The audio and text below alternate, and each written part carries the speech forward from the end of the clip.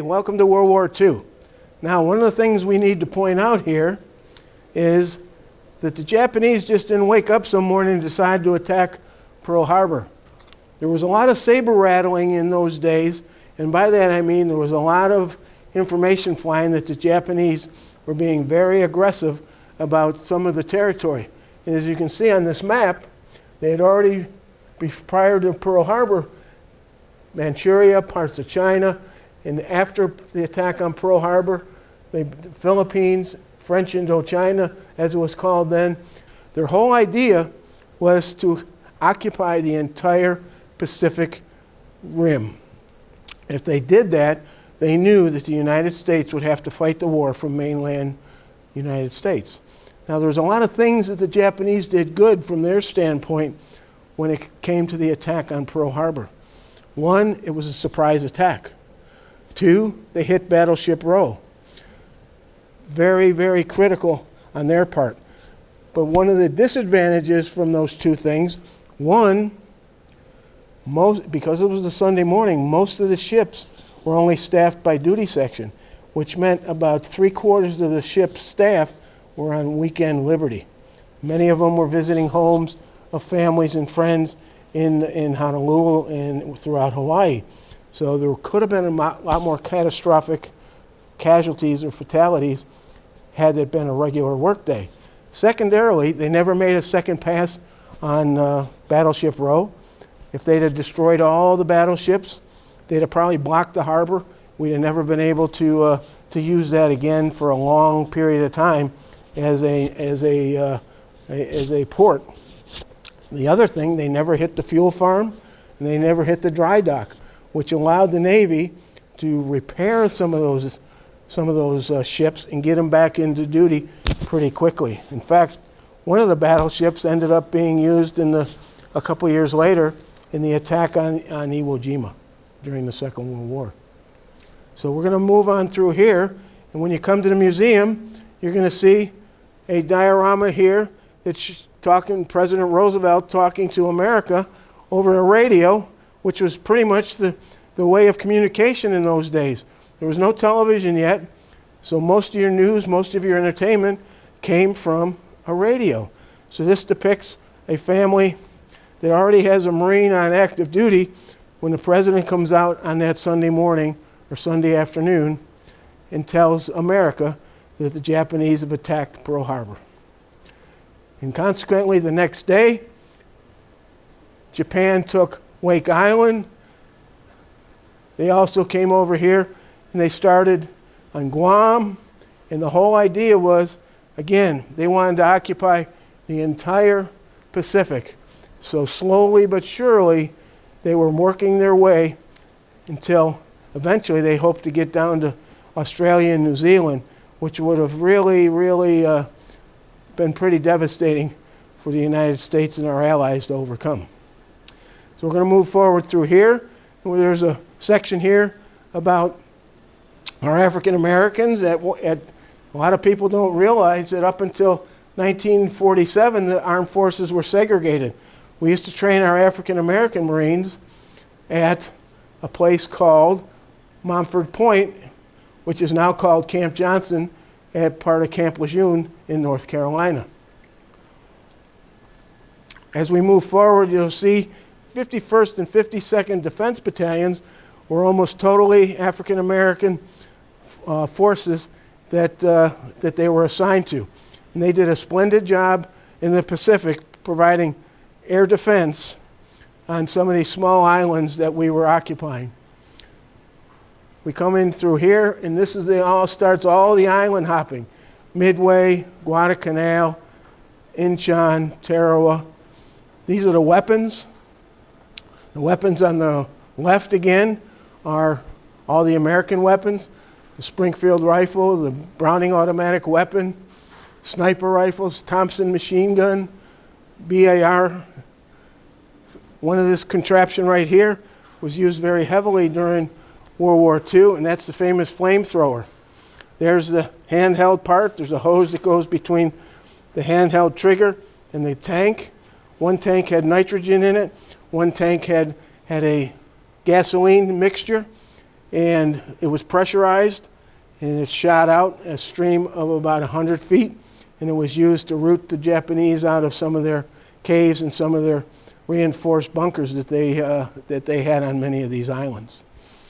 So as we move forward, you can see some of the things, Guadalcanal here, into the Marianas, Rabaul, some of the more famous little battles. And so it took years for the Americans. Pearl Harbor was on December 7th, 1941, and we didn't get to Iwo Jima until February of 1945.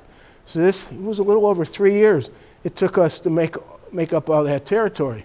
So as we come through here, Tarawa was a very big amphibious landing, the Marshall Islands. All of these exercises were by Navy dropping the Marines off onto boats, landing craft, and taking our equipment ashore. So as we come around here, you'll see a Sherman tank, and it looks like a cave. And what they're trying to show you here is that Iwo Jima was nothing more than a volcanic island that used to be a sulfur mine, and many of those sulfur mines were turned into caves, and they were occupied by the Japanese. So the Japanese basically had 20 to 22,000 military and construction workers working on Iwo Jima because they knew eventually the Marines were going to come. So to give you an idea, this is the area in the Pacific. And you can see right here, we were taking bombing runs from here to Japan and back. That basically was the maximum distance that a B-29 Superfortress could go. Right in the middle is Iwo Jima. This had 2 airstrips, and they were building a third. The mayor of Tokyo was also the mayor of Iwo Jima. So when we flew over, our planes, they would get chased by Japanese aircraft in this area. So for them to go up here, if they went undetected and flown back, great. They could drop their bombs, come back. But when you got to skirt and get out of the way of Japanese fighters, many of these planes, by the time they dropped their bombs in Japan, they did not have enough fuel to get back to Guam, Tinian, Saipan area, and they had a ditch at sea. So it was very critical to take Iwo Jima.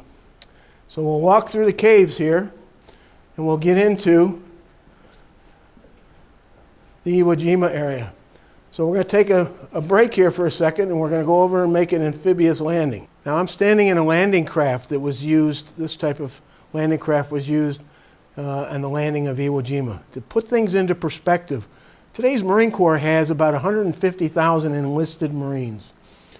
On that day, when the Marines were landing on Iwo Jima, we had 3 divisions that were going ashore. Almost 70,000 Marines were ready to go ashore. That would have been half of today's enlisted force. In fact, on the day Pearl Harbor was attacked, there were 65,000 Marines on active duty. And here, a little over 3 years later, we were going to put more people ashore in 1 day or 2 days than the entire Marine Corps had 3 years earlier. So this was the type of landing craft they'd have been in. They'd have come off, and once they got on there, they were on the beach.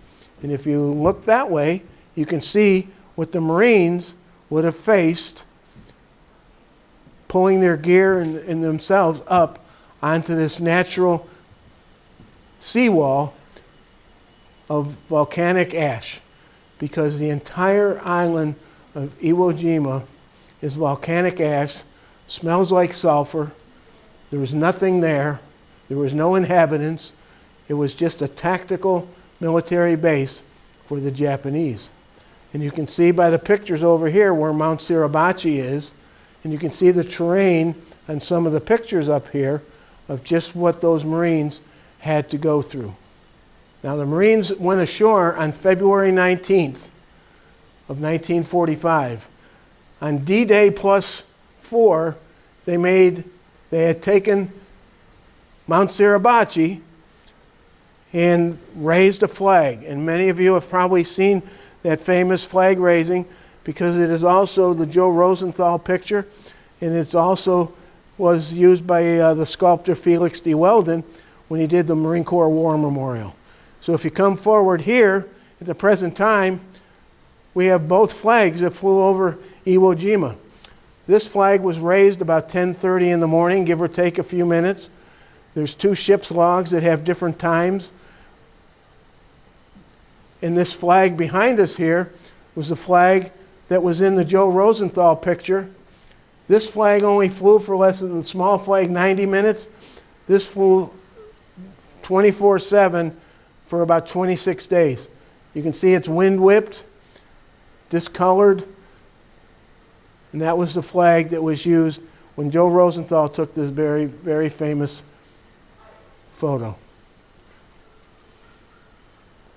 Now if you come over here, you will see that there is, on this wall, for every Marine who died, there's an eagle, globe, and anchor.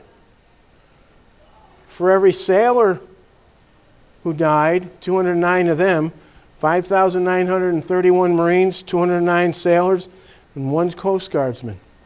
Now, on the island itself, there was about 6,100 people, Marines and sailors and Coast Guardsmen, that died in the Battle of Iwo Jima. Offshore, on their way in, or on some of the ships that were destroyed out in the bay, there was roughly 8,000 total casualties. Now, 8,000 casualties in a short span of time, this battle, is half of what the Marines lost in the 13 years of battle in the Vietnam War. Just to try and put things into perspective.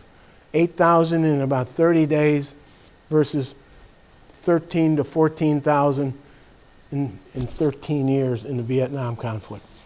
So we hope to see you when you come in here, and there's a lot more to see in World War II.